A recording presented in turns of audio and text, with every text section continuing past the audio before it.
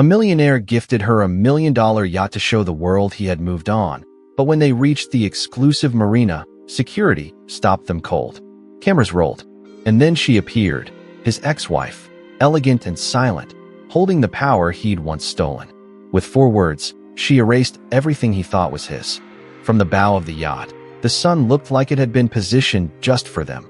Low in the sky, golden, casting shimmering streaks across the ocean that wrapped them in cinematic luxury. Miles from the shore, with no one in sight but the seagulls trailing in the distance, Dominic Harrington raised a champagne flute and grinned like a man who believed he had outwitted the universe. "To us," he said, his voice rich and resonant, laced with the easy arrogance of someone who'd never heard the word no. Across from him, lounging on the white leather sunbed in nothing but a silk cover-up and sunglasses that could have paid for someone's college tuition, was Tatiana Lane. She tilted her glass, laughed softly, and purred. "To us, baby." And to being seen. The yacht, a sleek, custom-designed, $1 million vessel named Rain, wasn't just a gift. It was a statement. Not of love, not really. It was a declaration. A signal to the world that Dominic had moved on from his past and was now sailing, quite literally, into his future. He leaned back against the railing, a satisfied smirk playing on his lips as Tatiana pulled out her phone and began filming a slow-motion panoramic video of the ocean, the deck, and of course, herself. "Wait till they see this," she murmured. "Every girl in Manhattan is going to lose it." Dominic watched her, his expression fond and amused, though underneath the charm, his mind was elsewhere. A deal had just closed that morning. $78 million. He barely blinked when the final wire went out. That was the kind of world he lived in, where yachts could be surprise gifts and money was a tool, not a concern.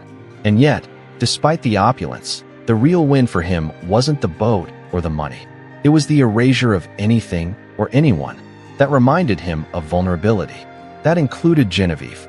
Genevieve Harrington, the woman he'd once vowed to cherish, had left his life almost a year ago, though not by choice.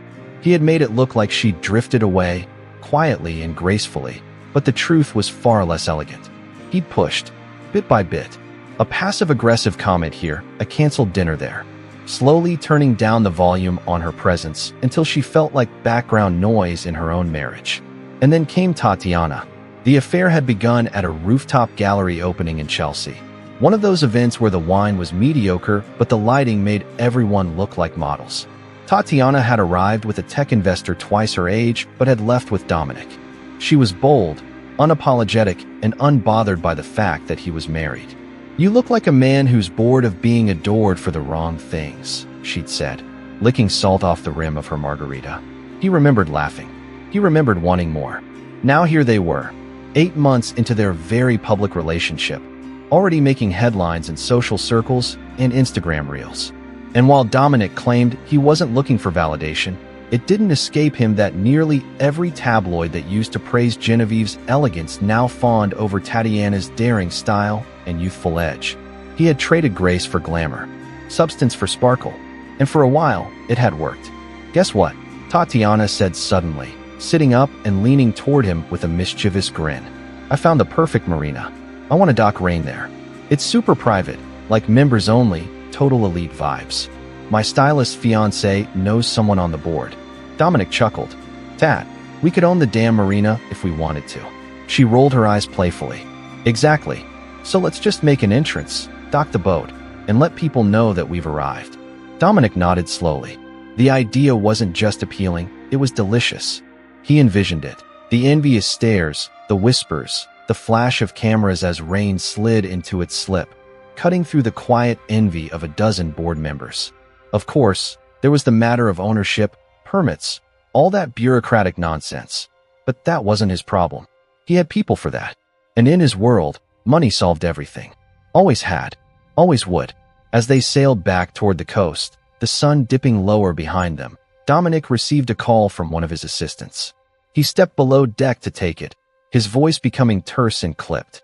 Tatiana didn't notice.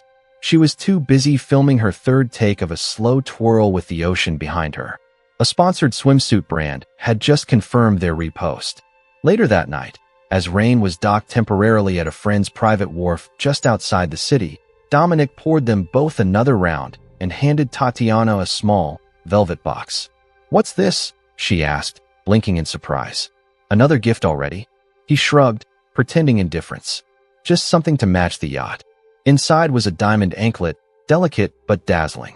Tatiana gasped. "Baby," she whispered. "You're unreal." She stood, slipped off her heels, and fastened it herself. "Now I need to show this off at the marina tomorrow. We're still going, right?" He nodded. "Of course. The yacht deserves to be seen." That night, Tatiana posted a series of photos captioned, "His gift. Our rain. #million-dollar-moments, #yacht-life." By morning, the post had over 300,000 likes and a flurry of reposts on luxury lifestyle pages. Dominic skimmed the comments over espresso. Most were thirsty emojis or lavish praise. A few, though, made his lip curl, mentions of Genevieve. "He traded class for clout," one said. Another, "Wonder what the ex-wife thinks of this." He deleted those, of course. Or rather, he had someone do it. The past had no place on his yacht. Before heading to the marina, Tatiana changed outfits 3 times. She finally settled on a flowing white dress, open back, oversized sunglasses, and gold hoops. "Do I look like the woman who owns $1 million yacht?" she asked, twirling for him. "You look like the woman who deserves one," he replied automatically. It was what she wanted to hear. As they boarded Rain and began the slow cruise toward the private harbor, Dominic felt invincible. The sea was calm, the sky clear, and his image, at least in his mind, immaculate. He had successfully transitioned from old money marriage to new money fantasy. And soon, that fantasy would dock in front of the most exclusive real estate on the coast. With the cameras rolling, with everyone watching, neither of them knew what was waiting. The coastline shimmered in the distance. Tatiana reapplied lip gloss. Dominic adjusted his cuffs. They were ready to make a scene, but they weren't the ones writing the script anymore. A figure stood at the edge of the marina, arms crossed, eyes shielded by dark sunglasses, watching the yacht approach like it was just another wave to crash and disappear. And just before they docked, she turned to the head of security, leaned in, and said the words that would shift the tide completely. "Let them come close, then deny them everything." And just like that, the current began to change. What would you do if your ex banned you from your own yacht party in front of the media? Drop your thoughts in the comments and rate this drama from 0 to 10 so far. And hey, if you're enjoying this twist, don't forget to like the video and subscribe. Your support helps keep these stories sailing strong. The morning sun painted the water with a soft golden hue as rain cut through the gentle waves toward the harbor, its sleek white hull gleaming like a dagger. Dominic stood at the helm, aviator sunglasses perched on his nose, one hand casually resting on the throttle while the other held a coffee in a double-walled tumbler he never drank from. Behind him, Tatiana danced barefoot across the teak deck. A flowing sarong nodded loosely at her hip, her phone already trained on the skyline behind them as she recorded her arrival energy for her followers. "This is what leveling up looks like," she murmured into the camera, flipping her hair before turning the lens toward Dominic. "Tell them, baby." Dominic didn't respond right away. His jaw tightened slightly as he spotted the marina ahead, looming like a fortress of prestige. It wasn't just a harbor, it was a symbol. The kind of place where board members wore loafers without socks and billionaires came to hide from the press. Getting a slip here was nearly impossible. Even waitlisted names came with price tags and pedigree. But he didn't worry. He was Dominic Harrington. The name carried enough weight to tilt doors open, or at the very least, buy new ones. His executive assistant had assured him all the paperwork had been submitted. A one-time courtesy docking permit was arranged, and a full-time berth negotiation was already underway. All smooth, all handled, or so he thought. Tatiana squealed as they approached, giddy with anticipation. She leaned over the edge, waving dramatically at the dockhands who stood at attention in neat uniforms by the main entrance pier. "I swear, they're already obsessed," she whispered. "I bet they Googled me." She adjusted her sunglasses, smirking. Dominic offered a tight smile, but didn't comment. Something about the posture of the staff felt too still, too rehearsed. It wasn't deference. It was hesitation. As rain slowed, the engines humming quietly beneath them, one of the dockhands raised a hand in a firm signal, not a welcome, but a hold. Dominic narrowed his eyes. "What's that about?" he muttered, setting the tumbler down and stepping closer to the console. The yacht hovered just outside the harbor, the marina's pristine white berth stretching like a promise that was now just out of reach. Tatiana leaned over the side, frowning. What are they doing? Are they stopping us? From the pier, a man in a navy blazer with the marina's crest embroidered on the chest approached, flanked by 2 uniformed security guards. His posture was rigid, professional, his expression unreadable. He raised a walkie-talkie to his lips and spoke briefly, nodding at the yacht. A moment later, Dominic's radio crackled to life. "Rain, this is Harbor Command. Please hold position. Do not proceed into the docking lane." Dominic grabbed the receiver. "This is Dominic Harrington. We have a pre-cleared docking slot. Confirm clearance immediately." A pause. Static. Then, "Sir, there has been a recent change in the marina's ownership structure. We are under strict instruction not to permit Rain access to the premises until further notice." Tatiana turned to Dominic, blinking. "Wait. What?" Dominic gritted his teeth. "Put me through to your director." "Stand by," the voice replied. Tatiana stepped back from the edge, crossing her arms over her chest. "They're joking, right? This is just some rookie screwing up the list. You know people here. This is your circle." Dominic didn't answer. His eyes were fixed on the pier. A group of photographers had started to gather near the perimeter wall, lenses already raised. Someone was recording. The wind had shifted. Moments later, the voice returned. "Sir, the marina is operating under new partial ownership. Until further authorization is provided by the managing partners, we cannot approve Rain's entry." "Who the hell is the managing partner?" Dominic snapped. And as if summoned by the question, the crowd on the pier parted. Out stepped a woman in a tailored ivory suit, crisp and commanding, her dark hair pulled back into a sleek low bun. She wore no jewelry but a single watch. Her heels clicked with precision as she walked, her expression unreadable beneath a pair of wide black sunglasses. She stopped a few feet from the security team, nodded toward the dockhand with the radio, and then turned her head slightly in Dominic's direction, just enough for the sunlight to catch her cheekbone. Tatiana's breath caught audibly. Dominic froze. It was Genevieve. The marina, the photographers, the waiting security, it all blurred in an instant. The hum of the boat engine dimmed beneath the surge of blood in his ears. She had been gone. Silent. Out of the public eye since the divorce, nearly scrubbed from his digital footprint. He'd told himself she had moved on, faded into some quiet life of irrelevance. And yet here she was, calm as a moon tide, standing on the pier like she had always belonged there. Because she had. And now she owned it. The walkie-talkie crackled again. "Sir, the managing partner has confirmed that Rain is to remain offshore.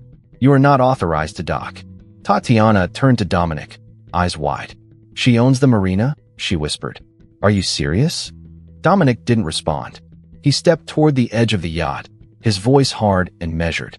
"Genevieve, what the hell is this?" Genevieve didn't flinch. She removed her sunglasses slowly, revealing eyes cold with clarity. "This," she said, her voice carrying easily over the water, "is a private marina. And you, Dominic, are no longer welcome here." The crowd behind her buzzed.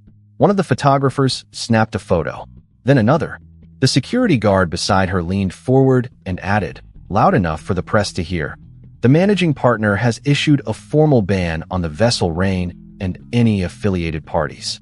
This is now a restricted zone." Tatiana looked around, panic growing in her voice. "You have to fix this. Dominic, do something. We can't just sit here like fools. Everyone's watching. There's cameras. This is humiliating." Dominic stepped back from the railing, his jaw tight. "Genevieve," he growled, "you've made your point. This doesn't need to be public." Her smile was subtle, almost sorrowful. "You made it public first. Or have you forgotten the yacht's name?" The dig landed hard. Dominic looked away for a second, then back at her. "I'll call the board. I'll have this reversed." Genevieve nodded slowly. "You're welcome to try, but I wouldn't waste your time." She glanced at the reporters. They seem more interested in the story unfolding now. And it's only just begun. Tatiana, trembling with embarrassment, grabbed her phone. "I have to go live before they twist this into something worse. We need to own the narrative." "No," Dominic snapped, slapping the phone from her hand. "No cameras. Not now." The phone clattered onto the deck and skidded near the railing. Tatiana gasped. "Are you insane?" He didn't answer. His face had lost all its smugness. Whatever power he once wielded was now tangled in a web of maritime law and personal vengeance, and none of it bent in his favor. Not here. Not now. From the pier, Genevieve turned and began walking away, her figure sharp against the white stone dock, surrounded by cameras and whispers and the quiet satisfaction of someone who had not just returned, but risen. Back aboard Rain, Tatiana slumped onto the cushioned bench, her eyes glassy. "We can't stay out here. People are staring. Everyone is going to know." Dominic said nothing. He walked slowly back to the helm, his movements stiff. The harbor, once a symbol of triumph, now loomed like a fortress he couldn't enter. Behind him, the yacht rocked gently on the waves, still gleaming, still pristine, and still completely unwelcome. And just beyond the dock, the headlines were already being written. The man who gifted a yacht to prove his power had just been denied a place to anchor it. And the woman he once cast aside? She was the one holding the gate. The water lapped quietly against the hull of Rain, but the silence on board was deafening. Dominic stood rooted at the edge of the deck, his hands clenched at his sides, face unreadable behind his sunglasses, though the flush of heat crawling up his neck betrayed him. Beside him, Tatiana sat frozen on the sunbed, her legs crossed but stiff, arms tightly folded as if trying to compress her humiliation into something small enough to ignore. But nothing about what just happened could be ignored. Not the murmurs rising from the dockside crowd. Not the click of camera shutters that echoed like distant thunder.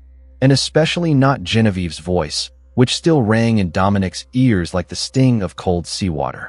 "I cannot believe this," Tatiana said finally, her voice thin with disbelief. "You said this place was yours. You said it was handled." Dominic exhaled slowly. He didn't answer right away. He was calculating, thinking, retreating into the one place he always turned when things spiraled: strategy. He wasn't a man who got caught off guard. That was the entire point of building an empire, to control the uncontrollable. But here he was, floating like a fool, denied entry to a space he believed he owned, surrounded by the eyes and phones of people who'd never let him live this down. "It was handled," he muttered. "Or it was supposed to be. There must have been a last-minute deal. She bought in behind the board's back." Tatiana turned toward him sharply. "She didn't just buy in. She owns it. You heard what that guy said. Managing partner. That's not pocket change. She didn't just show up with a check. She planned this." Dominic removed his sunglasses and rubbed his eyes with the heel of his palm. "It doesn't matter. We'll go around her. File an injunction. Force a public hearing. I have lawyers who'll eat through that partnership contract in a day." Tatiana laughed bitterly. "Yeah? And what do we do in the meantime? Just float here like idiots? Do you even realize what this looks like?" She pointed toward the dock, where more people had begun to gather: residents, vacationers, yacht staff, influencers with oversized hats pretending to be casual while zooming in with the latest iPhone. "This is a PR disaster, Dominic. We look pathetic. You look pathetic." He turned sharply. "Watch it." She stood, squaring off with him now, her tone rising. "No, you watch it. I didn't sign up to be embarrassed. I gave up modeling contracts to be with you because you said I'd be the woman by your side. You said your ex-wife was finished. You said I'd be untouchable." He stepped closer, lowering his voice. "This changes nothing. It changes everything," she snapped. "If she can ban you from the marina, she can ruin you in other places too. Don't you get it? She has power now." Dominic shook his head, still unwilling to accept it. "She was supposed to disappear. I gave her the house, the settlement, everything she wanted. She didn't fight back because she had nothing left. And now what? She owns a harbor?" Tatiana tilted her head, her voice softening, laced now with suspicion. "Are you sure she had nothing left? Or did you just not know her at all?" The words hit like a slap. He turned away, jaw clenched, his gaze drifting to the marina again.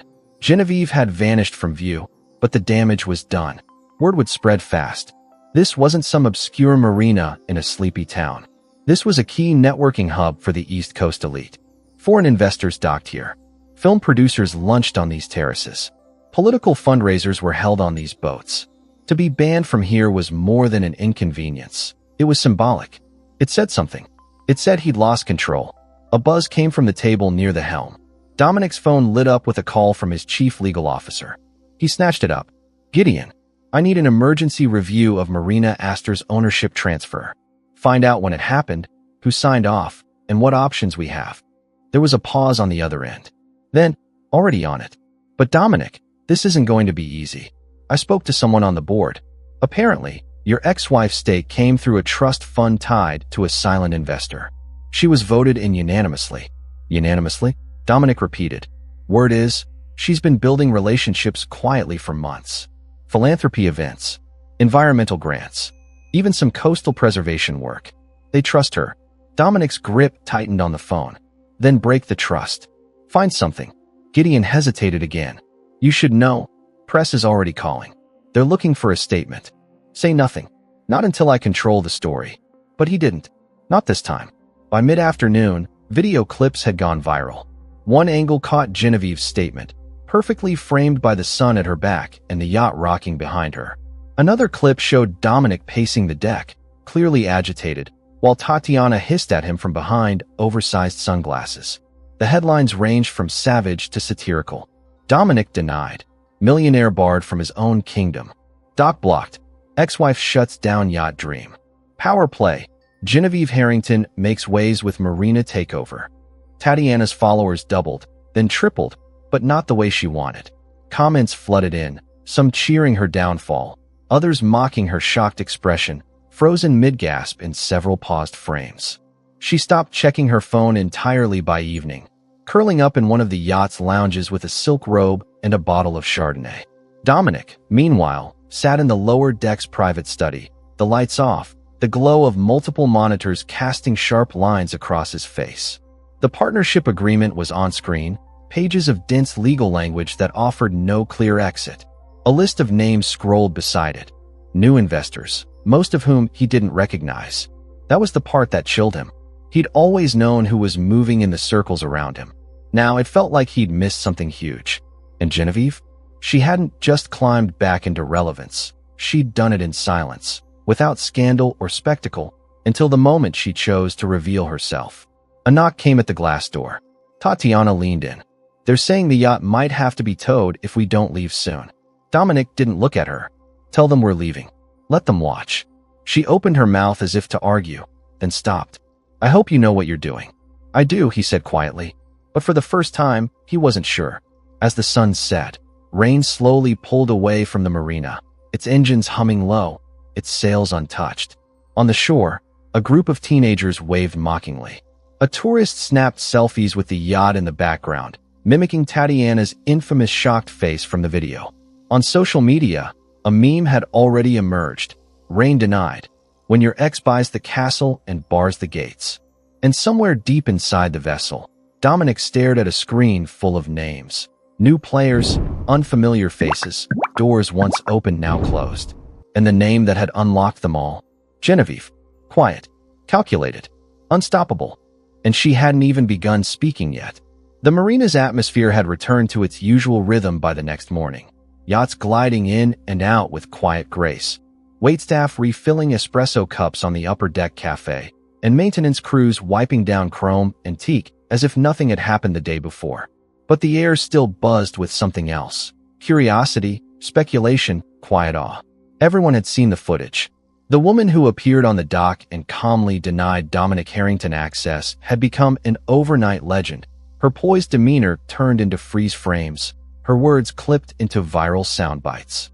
Yet beneath the spectacle, there was something far more deliberate brewing. Because for Genevieve Harrington, none of this had been accidental. Inside the marina's administrative offices, tucked behind a wall of smoked glass and sleek white paneling, Genevieve sat at the head of a long conference table, fingers folded neatly in front of her, listening to a report from one of the operations managers. Her posture was effortless, but nothing about her was passive. Dressed in a deep navy sheath dress and a tailored blazer, she looked every bit the woman who knew what power could do, because she had once lived without it. And now that she had it, she wore it with restraint, never flash. Her heels didn't click loudly when she walked, they landed with purpose. Her presence didn't demand attention, it commanded respect. Security footage from yesterday has been reviewed and archived. Press requests are being filtered through the new media team. We've had over 30 inquiries in 12 hours, including the Financial Times, the manager was saying. Shall we issue an official statement? Genevieve's gaze flicked to the window, where sunlight glittered off the water like scattered diamonds. "Not yet," she said softly. "Let them talk first. They'll tell us what angle they want to take. Then we'll respond, when it matters." The manager nodded and exited the room. As the door clicked shut, Genevieve rose and walked slowly to the window, arms crossed. She could still see it. The moment rain approached, so pristine and proud, slicing through the waves like a promise. And the look on Dominic's face when he saw her. That stunned silence. The faintest shift in his shoulders. That wasn't just surprise. That was fear. And perhaps something else, recognition. For a brief moment, she wondered if he'd truly believed she'd stay small forever. She hadn't seen him since the divorce was finalized. No calls, no apologies, not even the courtesy of a farewell conversation.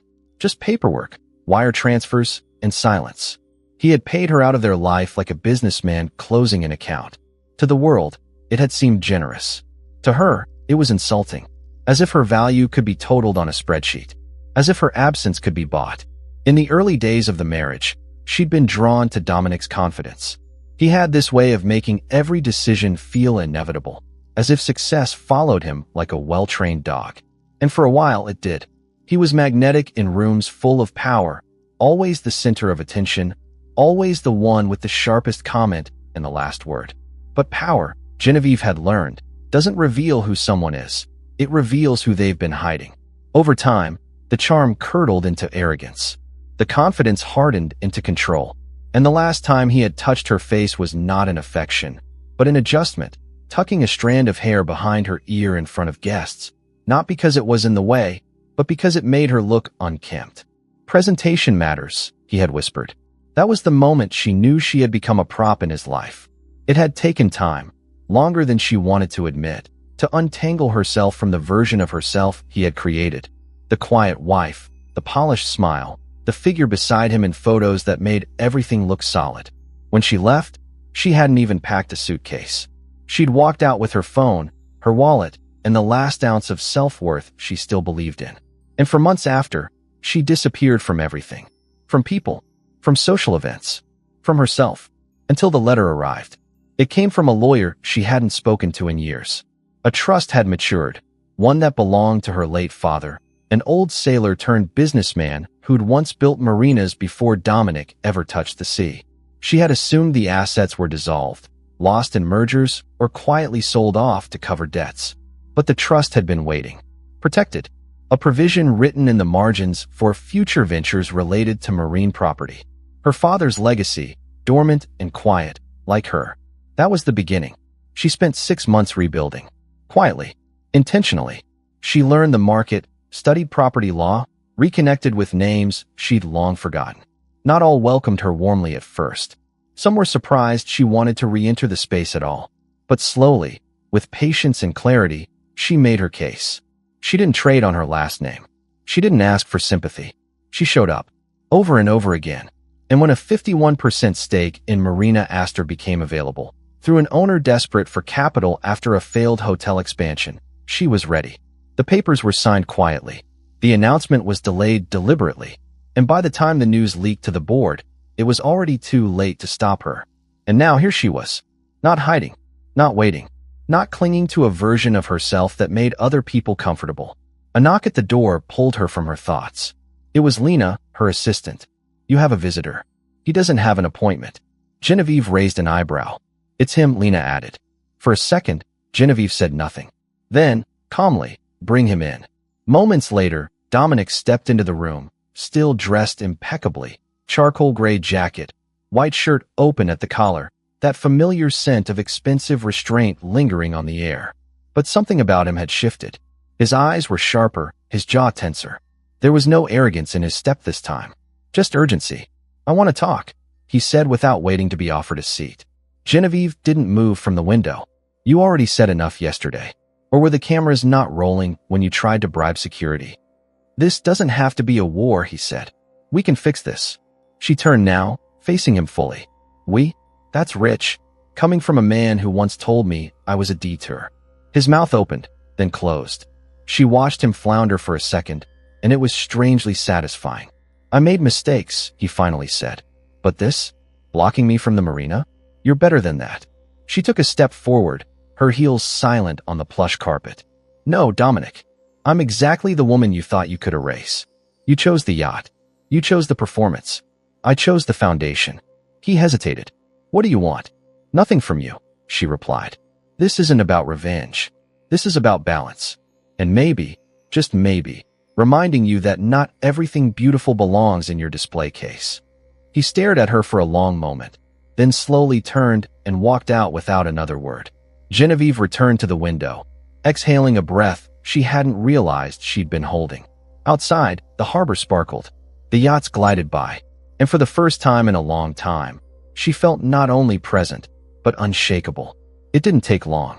By sunrise the next day, the story had made its rounds from gossip sites to business columns, and from influencers' lips to high society brunch tables. Millionaire barred from private marina by ex-wife, now co-owner.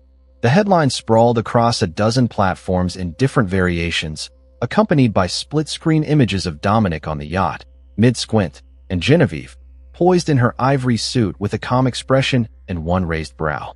The footage had gone viral overnight, and the comment sections were a digital inferno, equal parts gleeful chaos and shocked disbelief. People loved a power play, and even more, they loved when someone who thought they were untouchable got knocked down in public. At first, Dominic tried to ignore it. He had always considered himself immune to public perception. Business deals weren't built on tabloids, and reputations could be repolished with the right statement and the right spin. But this wasn't just another scandal. This wasn't a slip of the tongue or a wardrobe malfunction. This was spectacle. And worse, it had been orchestrated. Carefully, intentionally, by someone who knew him better than anyone else ever had. Tatiana, still licking the wounds of her own online roasting, paced the living room of Dominic's penthouse in silk pajamas and designer slippers, tapping angrily through her phone. They're calling me the deck bunny. The comments are brutal. They edited a video of me gasping into that Titanic music. Do you have any idea how humiliating this is? She said, her voice trembling with indignation. Dominic didn't look up. He was seated at the long oak dining table, scrolling through emails, some of which were notably less warm than usual.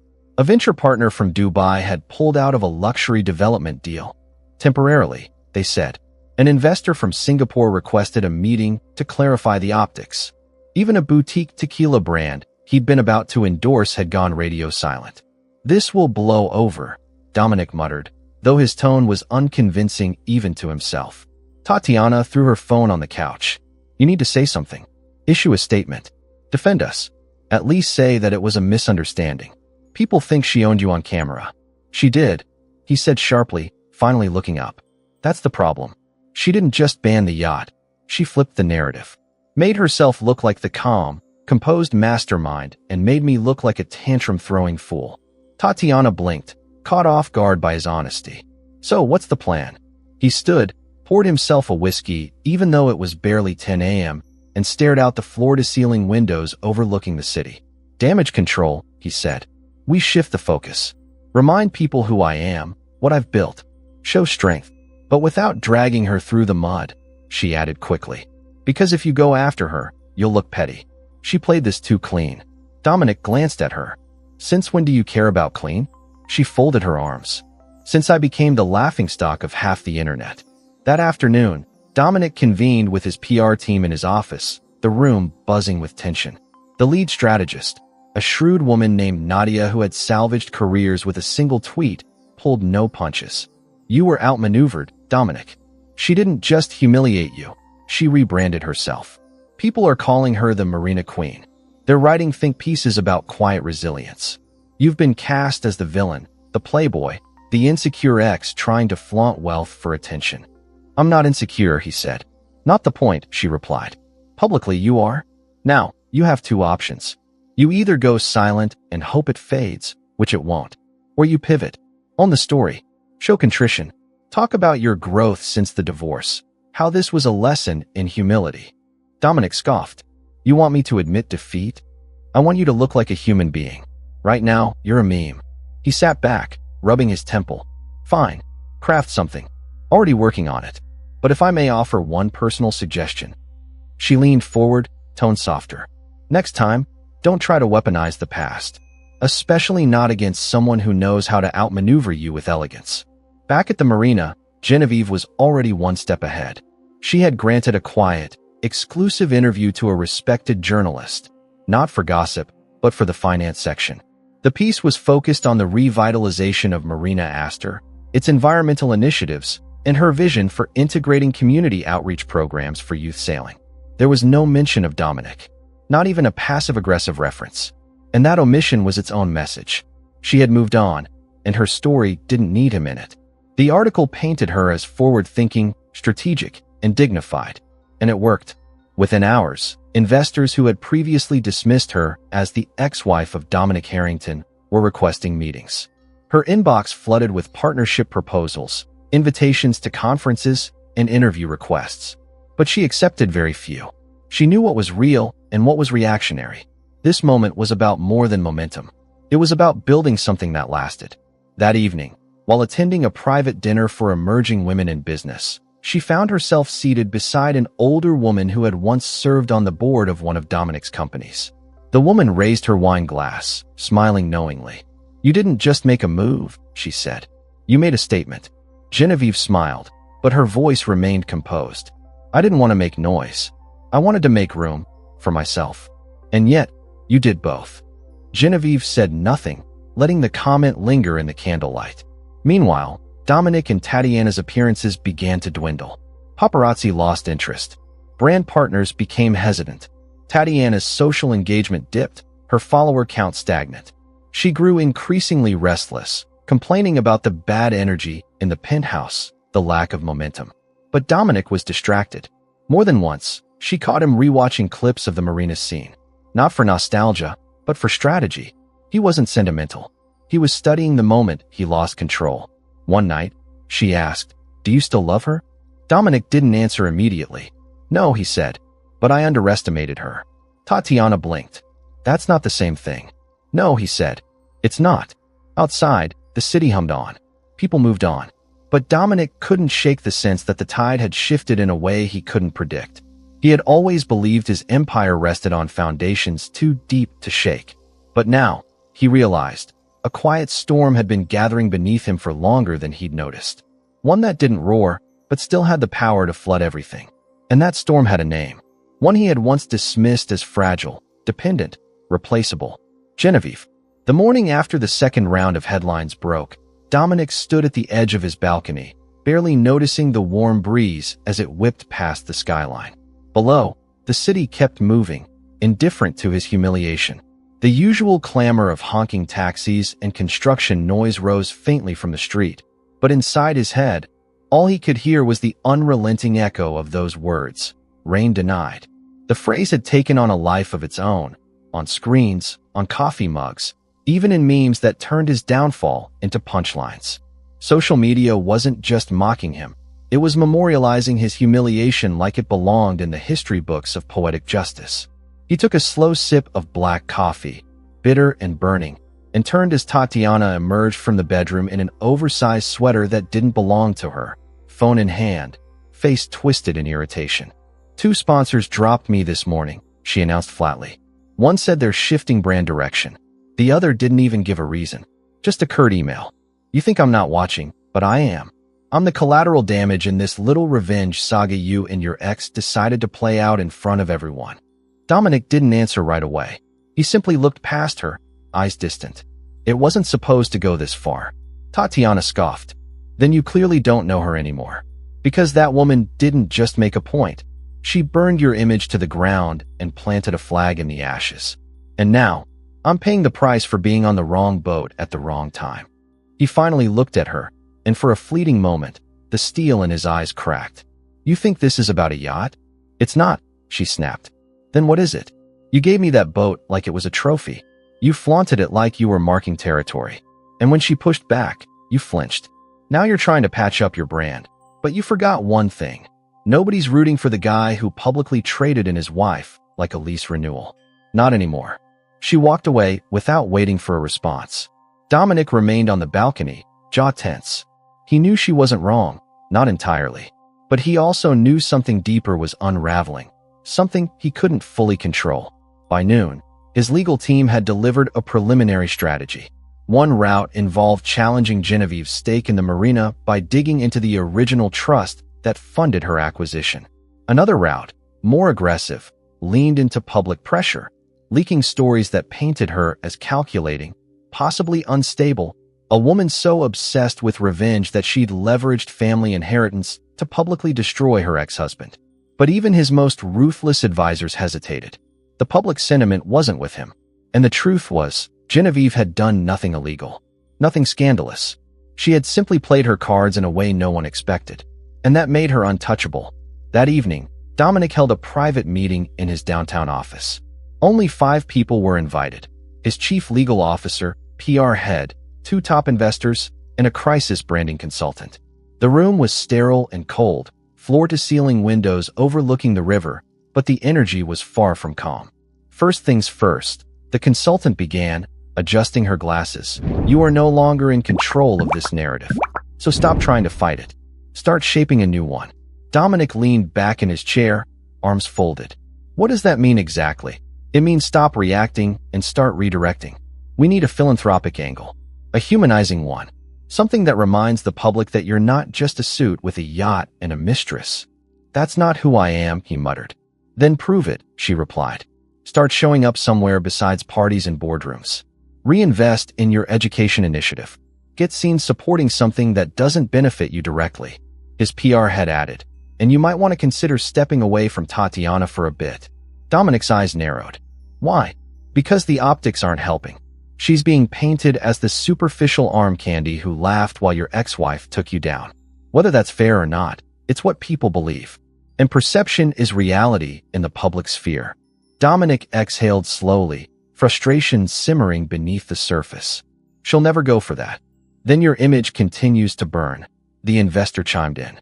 And so does our money.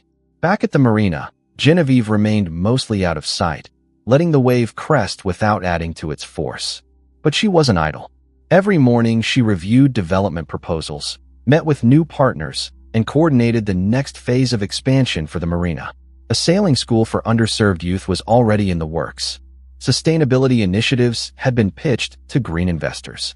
And she had quietly formed a joint venture with a prominent real estate developer to explore boutique resort concepts attached to the property. She wasn't just holding her ground. She was building an empire from it. On the 3rd morning after the incident, a handwritten letter arrived at her office. No return address. Inside, a single line, "You've made your point. Now what do you want?" She folded it, placed it gently in her drawer, and said nothing. 2 days later, Dominic appeared unannounced. She was in the middle of reviewing construction models when Lena stepped into the room. "He's here," she said. Genevieve didn't flinch. Let him wait. He did, for nearly 30 minutes. When she finally emerged, she didn't offer pleasantries. If you're here to apologize, you're 3 years late. If you're here to negotiate, you'll need to speak with legal. Dominic stood, looking tired for the first time she could remember. "I'm here to ask you to stop. This is killing my brand, my team, my people. You've already taken your shot." Genevieve tilted her head. "Is that what you think this is? A shot? Do you honestly believe this was all about you?" His jaw clenched. "Wasn't it?" She took a step closer. "No, this was about me. About reclaiming the space where I was reduced to silence. About proving to myself that I wasn't just the woman who used to stand beside you. I'm the woman who can build something without you." He looked away, almost ashamed. "You did." She paused. "And I'm not finished." He opened his mouth, closed it again, and then quietly left. The next day, his yacht remained moored at a secondary dock, away from the spotlight. His name slipped further from the trending lists. And Genevieve, calm and steady, met with a new team of consultants in her office, this time not to discuss damage, but to discuss expansion.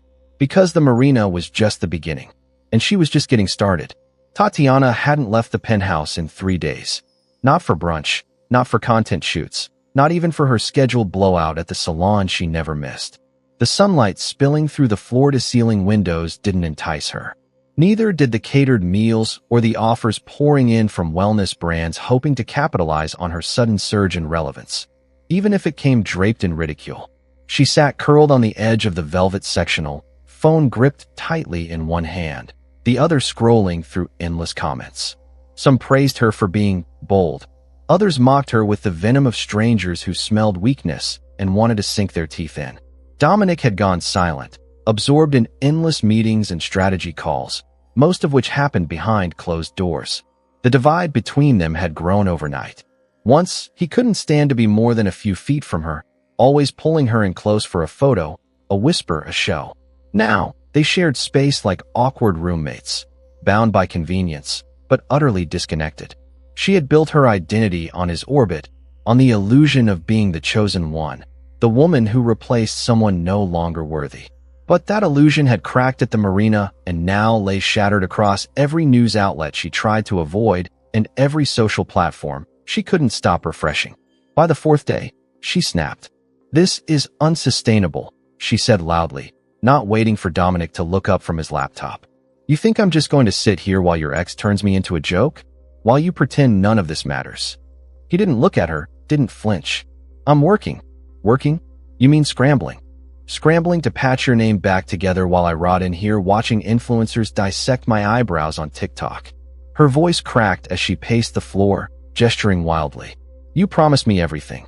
Told me I was part of your future. That she was dead weight, a chapter closed. But the only one who looks buried is me." Dominic finally looked up. "You think this is easy for me?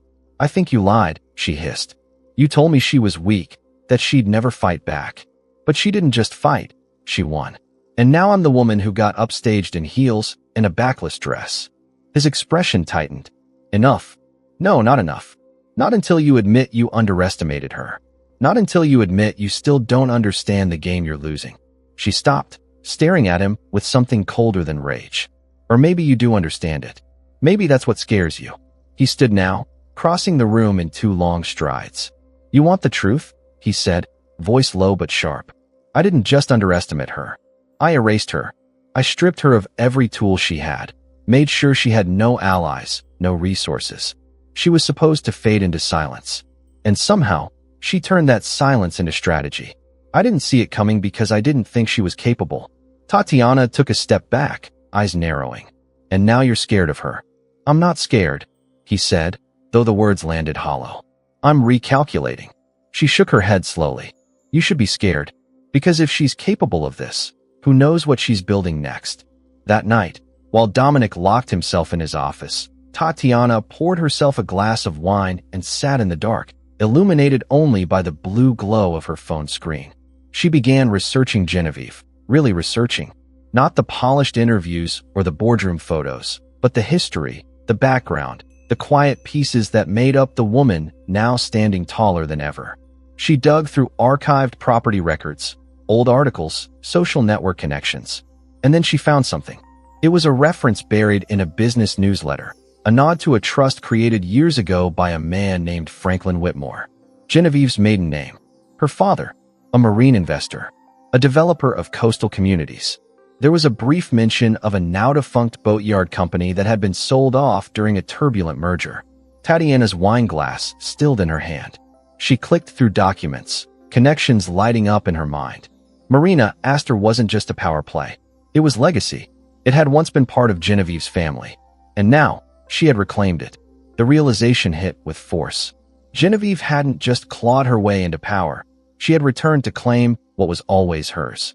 And Tatiana, for all her curated perfection, hadn't just lost a social battle. She had walked blindly into a bloodline war. She was the outsider, the placeholder, a name that wouldn't matter in a year. Her chest tightened. The next morning, she confronted Dominic again, this time calmer, deadlier. "You knew," she said, arms crossed, blocking his path as he headed for the elevator. "Knew what?" "That the marina was connected to her family. That she was coming back for more than just revenge." He paused, eyes flickering. "I suspected. After the first headlines, I connected the dots." "And you didn't think to warn me?" "I didn't think it mattered," he said flatly. "It wasn't your fight." She laughed bitterly.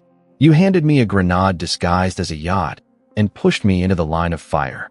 You made me your strategy, not your partner. Don't overplay your role," he snapped. Her eyes went cold. "I'm not overplaying. I'm exiting. I'm not staying for the fallout. When your empire crumbles, I don't want my name attached to the rubble." He said nothing. She walked past him, heels echoing across the marble floor, already pulling out her phone to call her assistant. By nightfall, she was gone. And Rain, the million-dollar yacht that had once symbolized power, prestige, and dominance, floated unused in its temporary slip, untouched, unvisited, and now entirely empty. Dominic returned home to silence. No laughter, no perfume in the air, no curated playlist humming in the background. He poured a drink and stared out into the dark, wondering for the first time if he had truly reached the end of the story, or if Genevieve had just turned the page. The headlines changed again the next day. Mistress walks, yacht drifts. Dominic Harrington, outmaneuvered and alone.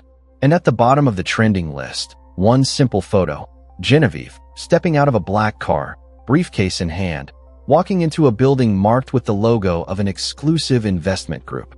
No caption, no statement, just the quiet implication that her rise was far from over, and that he, once again, was not invited in. Long before million-dollar yachts and press scandals, before Tatiana's filtered face replaced Genevieve's on magazine spreads, there was a different version of Dominic Harrington. One who didn't own towers or buy influence with six-figure donations. One who stood on the second floor of a modest office above a boatyard, sleeves rolled to the elbows, running numbers on a whiteboard while Genevieve leaned against the doorframe, holding 2 iced coffees and a smile. The hum of saws and the smell of motor oil drifted up through the floorboards. They had been younger then, hungry and hopeful, with matching burn marks from the same forgotten stove in their first shared apartment. There was a time when Dominic had believed in building something, not just wealth, but a life. But the deeper he went into the world of power and control, the more he lost sight of what had held it all together. And now, as he sat alone in the corner of the yacht's lounge, empty glass in hand, he was haunted by it. The marina wasn't just a place. It was history. It was Genevieve's father, Franklin Whitmore, who first dreamed it into existence. Not Marina Astor specifically, but the foundation beneath it. Franklin had started with a modest boatyard operation and expanded over decades, gradually earning the trust of investors and local communities along the eastern coast. He taught Dominic everything he knew about leverage, not just financial, but relational. Franklin wasn't loud, but people listened when he spoke. He had no patience for shortcuts or men who valued optics over integrity. Dominic had adored him at first, respected him even when he disagreed with him. But admiration curdled the moment Franklin began questioning Dominic's ambition. Power doesn't reveal character, he once said. It reveals weakness dressed up as control. At the time, Dominic had rolled his eyes. Now, he couldn't stop replaying the words. The decline began when Franklin fell ill. Suddenly, the old man wasn't at the meetings anymore. Genevieve started handling more of the logistics, and Dominic seized the opportunity to quietly reposition key assets under his own name. It had started as practicality, streamlining operations, securing capital. But when the board began to raise concerns, he spun a narrative of strategic growth and leadership realignment. By the time Franklin passed, the foundation had shifted entirely. Dominic sold off the boatyard, Genevieve's family legacy, to a commercial developer under a shell company. She hadn't even known until weeks after the ink had dried. He still remembered her reaction when she found out. She hadn't screamed or cried. She had simply stared at him across the kitchen table, face pale, her voice shaking only once. "You didn't just sell property," she had whispered. "You sold my name, my father's legacy. You used me to do it." And he had said nothing, because he couldn't undo it. Because in his mind, the past was an acceptable sacrifice for the future they were building. But in that moment, a fracture had begun, one that would grow quietly and relentlessly until it cracked them both in half. Back then, he thought she would eventually forgive him, or at the very least, forget. But Genevieve didn't scream. She didn't threaten. She simply withdrew, piece by piece, until the woman who once matched his fire became a soft, unrecognizable version of herself. Quiet in rooms where she used to command attention, compliant in conversations where she once challenged him. He mistook her silence for surrender, and then, eventually, for weakness. So when Tatiana came along, loud, unapologetic, full of chaos that made him feel alive again, he didn't just fall into temptation. He sprinted. And now, sitting here, watching the empty slip where Rain had once floated proudly, he realized that the past had never really disappeared. It had simply waited. Waited for Genevieve to gather her strength, to plan her return, and to hit him where it hurt most, not with scandal or gossip, but with strategy. The kind of move Franklin would have admired. His phone buzzed again. A new headline. From Legacy to Power. How Genevieve Whitmore Reclaimed Her Name. The article detailed her acquisition of Marina Astor, her silent backers, the trust left by her father, and the quiet months she spent rebuilding relationships in a male-dominated industry. There were quotes from investors praising her vision, from former competitors now asking for seats at her table. Dominic scrolled without reading fully, jaw clenched. He closed the article and opened his email. A new message had arrived from one of his board members. Subject line: urgent. Internal discussion required. He didn't open it. He already knew what it was about. The slow unraveling of confidence. The early signs of withdrawal. The sponsors he had counted on were starting to vanish like mist on the water. Across the city, Genevieve stood in a quiet boardroom of her own, reviewing renderings for a new wing of the marina, an environmentally friendly pavilion for educational programs and community events. She wore a simple blouse tucked into high-waisted pants, no jewelry, no fanfare. But when she spoke, the room hushed. And when she signed the documents, no one questioned her authority. Beside her stood someone unfamiliar to Dominic. Ava Klein, a strategic consultant known for revitalizing legacy properties with a focus on sustainability and community engagement. Ava had come aboard weeks after the marina acquisition, drawn in by Genevieve's proposal and her clarity of vision. Together, they were planning a quiet revolution in the yachting industry, something cleaner, more inclusive, more forward-thinking. And it was working. After the meeting, Genevieve stepped outside into the sunlight. The harbor shimmered, the water calm. A child nearby pointed at a passing sailboat and laughed, their mother kneeling beside them to explain the types of sails. Genevieve watched, a small smile forming on her lips. She wasn't just winning. She was changing the narrative entirely. Later that evening, alone in her home office, she opened a drawer and pulled out the old photo of her father in front of the original Whitmore boatyard. He was young then, windblown, smiling despite the grease on his hands. She traced his face with her fingers, then placed the photo next to a new one, a rendering of the finished Marina Astor Pavilion. In the corner of the rendering, in small print, was the name of the new wing, the Whitmore Legacy Center. And with that, the circle began to close, not with fire, not with fury, but with quiet permanence. Dominic, meanwhile, stood on the deck of Rain once more, staring out into the darkness where lights from the marina flickered in the distance. He could see the movement of people, of progress, of a world that no longer required his presence to move forward. And for the first time in years, he couldn't decide if he wanted to fight for his place in it, or if he already knew it was gone. The sky was a soft gray that morning. Clouds stretched thin across the horizon like a veil before a storm that had yet to decide if it would arrive. Dominic stood at the head of a long glass conference table, arms braced against its cool surface, as a dozen eyes fixated on him, not with admiration, not anymore, but with polite detachment. The kind that came right before a decision was made behind closed doors, one you wouldn't be invited to witness. Behind him, the skyline framed him like a portrait that used to matter. But today, his presence didn't fill the room the way it once had. And he knew it. He had called the emergency board meeting himself, but it was clear from the moment it began that the energy in the room didn't belong to him anymore. The air was heavy with the pretense of loyalty, the kind held together by past profits and mutual favors. But things had shifted. The investors who used to hang on his words now glanced at each other instead of him, gauging reactions, measuring fallout.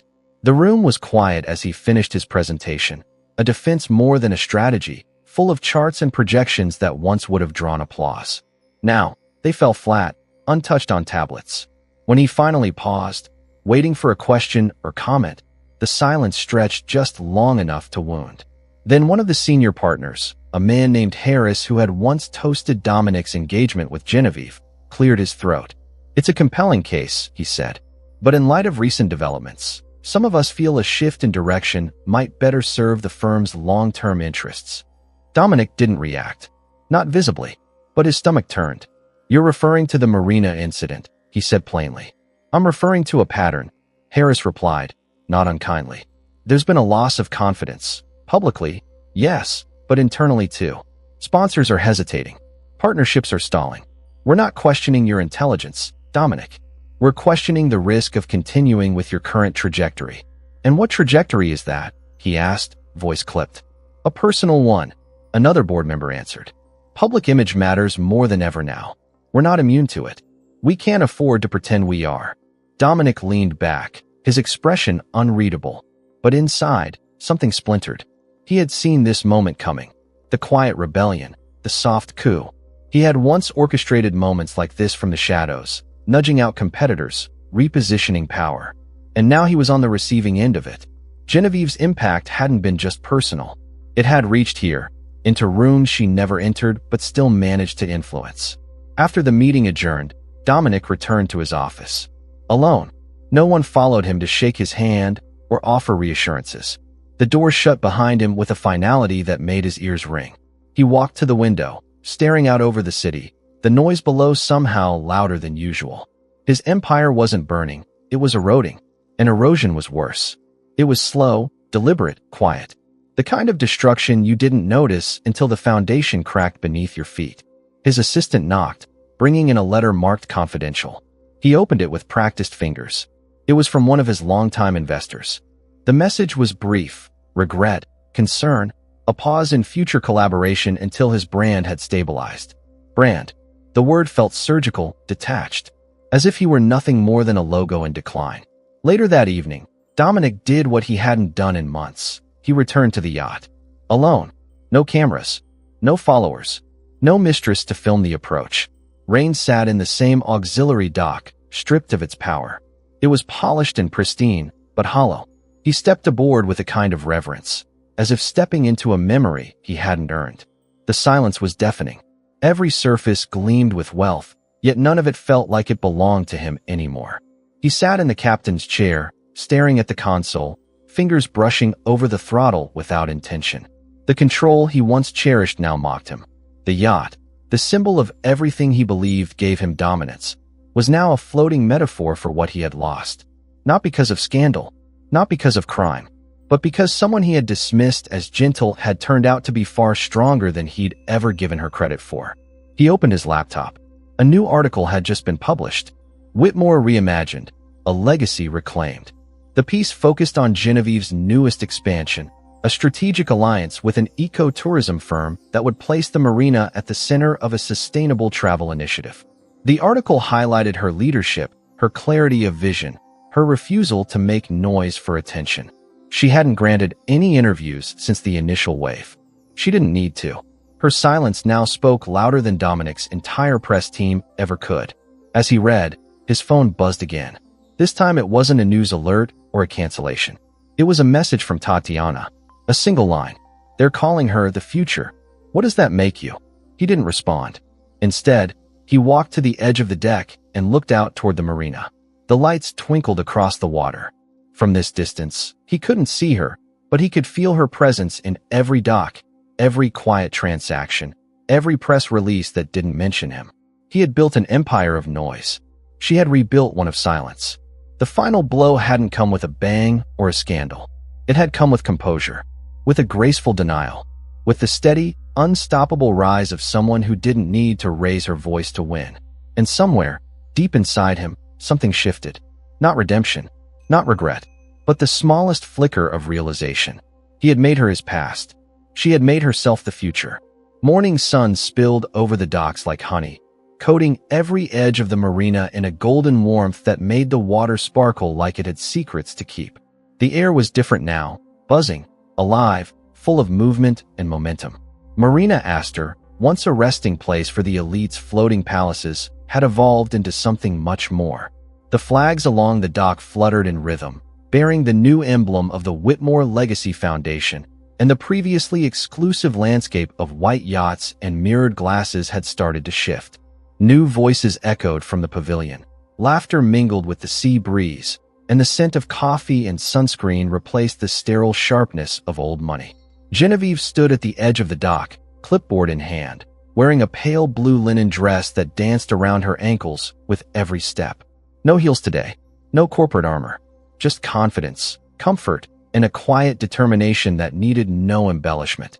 She wasn't dressing for power anymore. She was power. Around her, volunteers coordinated final touches for the opening day of the Youth Sailing Initiative, a program that would give free access to sailing classes, marine education, and mentorship opportunities for students from underfunded communities.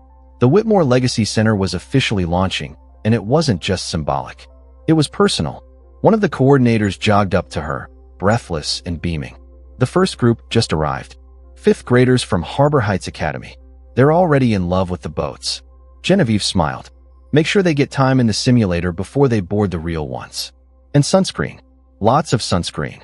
As the coordinator rushed off, Genevieve took a moment to look out over the harbor. The wind picked up slightly, tugging at her dress, and she closed her eyes, letting the sound of the water anchor her. Her father would have loved this. Not just the legacy, not just the tribute, but the way she had turned something broken into something generous. He had taught her early that a boat was more than wood and sail. It was freedom. And now she was giving that freedom to children who had never stepped off the sidewalk, let alone onto a deck. Behind her, a voice spoke quietly. You really did it. She turned, unsurprised to see Ava, her strategic partner, standing there in pressed slacks and a soft cotton blazer, holding 2 coffees. I had help, Genevieve replied, taking one of the cups. But yes, I did. Ava gestured toward the shoreline where parents and teachers gathered, snapping photos and pointing toward the boats. They're saying your wait list is already 6 months long. Demands coming in from 3 different counties. You've started something that's going to outlive all of us. Genevieve looked back at the water. That's the point. From the far end of the dock, a reporter hovered hesitantly, camera crew in tow. They had come hoping for an interview, a soundbite, something to capture the essence of her victory. But she had declined gracefully. She didn't need to explain herself anymore. Not after the months of work, the silence she turned into structure, the heartbreak she transformed into heritage. Later that afternoon, she stood beneath the white awning of the Whitmore Pavilion as students received their first life vests and were led onto the docks in pairs. A small girl with a messy braid and oversized sunglasses paused beside her, tugging at her hem. Are you the boss of all this? The girl asked, blinking up with wide eyes. Genevieve knelt. Not the boss, just the one who remembered what it felt like to want something bigger than what the world thought you deserved. The girl smiled, showing a missing tooth. I'm going to be a captain. You already are, Genevieve said softly. Across town, Dominic sat in a beige office, the kind rented on short-term leases when larger empires were downsizing. The new branding firm he'd hired had advised a rebuild from the inside approach, pared down, minimal, humble. The room felt sterile, stripped of anything that hinted at history or ego. Just blank walls, muted furniture, and a borrowed plant. He had let go of the penthouse 2 weeks ago, sold the yacht shortly after. There was no announcement, just a quiet brokered transaction, facilitated by someone who didn't ask questions. He had seen the news about the Whitmore launch. Of course he had. It was trending for all the right reasons. Not controversy, not spectacle, just hope. Real, tangible hope. And it stung in a way he hadn't prepared for. He didn't regret the wealth he'd built or the choices he made to expand his empire. But he regretted what he'd lost while doing it. The subtle erosion of character. The detachment. The moment he started believing people were either leverage or liabilities. He regretted forgetting that some legacies can't be bought, they have to be lived. In a rare moment of clarity, he opened his email and drafted a message.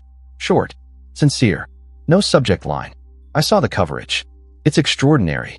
You're extraordinary. I didn't see it then. I do now. Wishing you only growth. He didn't hit send. Not yet. But he saved it. That was enough for now. Back at the marina, as the day drew to a close, Genevieve sat on a bench overlooking the water. Children's voices echoed in the distance, and a soft evening wind ruffled the flags overhead. She took a folded letter from her bag, one she had written months ago and never mailed. You never saw the strength because you never looked past your reflection. I'm not your shadow anymore. I'm the light you forgot to notice. She didn't need to send it anymore.